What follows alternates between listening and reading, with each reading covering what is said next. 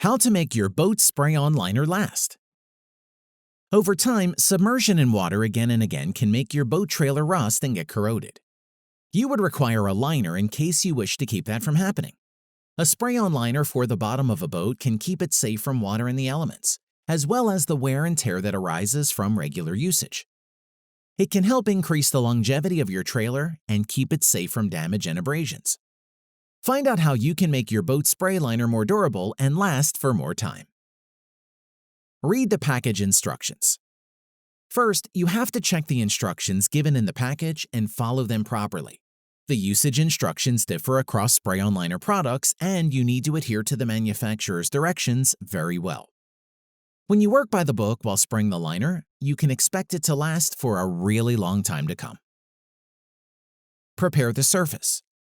The better the surface to be applied on is, the better the adhesion can be expected to be. You have to turn your boat and dry it for a long time, and prepare the surface in such a way as to ensure that all traces of debris, moisture, etc. are removed before you begin to spray the liner onto it. Generally, the instructions given by manufacturers on spray-on liner products for boats are very precise, and you can easily understand and use them to get the best results for your boat. Choose a fast-drying liner. As a thumb rule, liners that are fast-drying in nature tend to last for a longer time than others that take some time to get dried.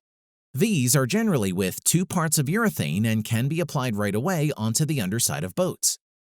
These are extremely durable in form and can keep boats from regular water damage. These are generally unaffected by harsh and crude conditions. Try multiple coatings. Some liners do not need multiple coatings, and you can have it in place for years before another spray might be needed. But that is not the case with all coatings. You would do well to spray 2 or more coatings within a span of 48 hours to get it completely covered. Allow the liner to be air-dried completely before you think of going on a boat ride. That will take care of your liner and make it last a long time.